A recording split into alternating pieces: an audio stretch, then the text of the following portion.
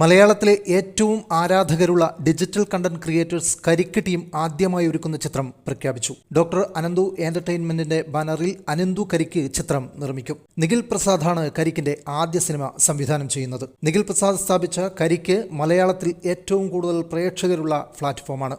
തേരാപ്പാര മുതലുള്ള കരിക്ക് web series ആരാധകർക്ക് വലിയ ആവേശം പകർന്ന പ്രഖ്യാപനമാണ് കരിക്കിന്റെ സിനിമയിലേക്കുള്ള എൻട്രി. ടൈറ്റിൽ ഉൾപ്പെടെയുള്ള കൂടുതൽ വിവരങ്ങൾ ഉടൻ പുറത്തുവിടും. ചിത്രം അടുത്ത വർഷം തിയേറ്ററുകളിൽ എത്തിക്കാനുള്ള പരിശ്രമത്തിലാണ് മൂവി ടീം.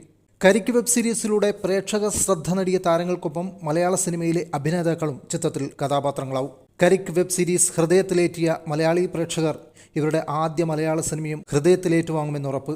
74 വയസ്സിൽ പിൻതലമുറകളെ നിഷ്പ്രഭമാക്കി മമ്മൂട്ടി വീണ്ടും മലയാളത്തിലെ മികച്ച നടനുള്ള സംസ്ഥാന പുരസ്കാരം സ്വന്തമാക്കിയിരിക്കുന്നു. 3 തവണ ദേശീയ പുരസ്കാരം, സംസ്ഥാന പുരസ്കാരം 8 തവണ. ഇന്ത്യയിൽ ഇത്രയും തവണ ബഹുമതി നേടിയ നടൻ. ഇദ്ദേഹത്തെ മലയാള സിനിമാ പ്രവർത്തകർ പഠന വിധേയമാക്കണമെന്ന് പറഞ്ഞാൽ അതിൽ അതിശയോക്തിയില്ല. വിൽക്കാനുണ്ട് സ്വപ്നങ്ങൾ എന്ന സിനിമയിലാണ് മമ്മൂട്ടി ആദ്യമായി ശ്രദ്ധേയമായ റോൾ ലഭിക്കുന്നത്.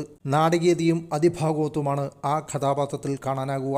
വ്യത്യസ്ത വേഷപ്പകർച്ചയിലൂടെ കഥാപാത്രത്തെക്കാളുപരി മനരസങ്ങളും ശരീരഭാഷയും കൊണ്ട് കഥാപാത്രങ്ങൾക്ക് പരകായ പ്രവേശം ചെയ്യാൻ കഴിയുന്നു എന്നതാണ് മമ്മൂട്ടി എന്ന നടന്റെ വ്യത്യസ്തത.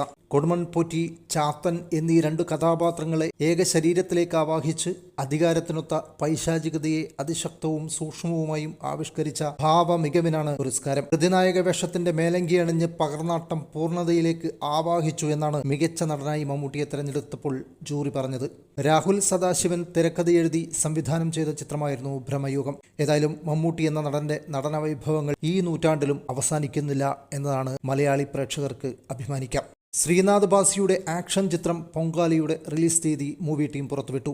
ഡിസംബർ 5-ന് ചിത്രം തിയേറ്ററുകളിലെത്തും. ചിത്രം വേൾഡ് വൈഡ് റിലീസ് ചെയ്യുന്നത് ഗ്രേസ് ഫിലിം കമ്പനിയാണ്. കേരളത്തിൽ മാത്രം 100 കേന്ദ്രങ്ങളിൽ റിലീസ് ചെയ്യും. ബാബുരാജ്, സുധീർ കരമന, അലൻസിയാർ എന്നിവർ ചിത്രത്തിൽ പ്രധാന കഥാപാത്രങ്ങളാവുന്നു. ആക്ഷന് ഏറെ പ്രാധാന്യം കൊടുത്തൊരുങ്ങുന്ന പൊങ്കാല ശ്രീനാഥ് ബാസിയുടെ മഞ്ഞുമൽ ബോയ്സിന് ശേഷമുള്ള മറ്റൊരു യഥാർത്ഥ സംഭവകഥയെ ആസ്പദമാക്കി ഒരുക്കുന്ന ആക്ഷൻ ചിത്രം കൂടിയാണ്. AB ബിനിൽ കഥയും തിരക്കഥയും രചിച്ച് സംവിധാനം ചെയ്യുന്ന ചിത്രം ശ്രീനാഥ് ബാസിയുടെ തികച്ചും വ്യത്യസ്തമായ ഒരു ആക്ഷൻ ചിത്രമായിരിക്കും പൊങ്കാല എന്നതിൽ സംശയമില്ല. മറ്റൊരു വീഡിയോയുമായി വീണ്ടും വരാം. പുതുപുത്തൻ സിനിമാ വാർത്തകൾ നേരത്തെ അറിയാൻ ഈ ചാനൽ സബ്സ്ക്രൈബ് ചെയ്യുമല്ലോ.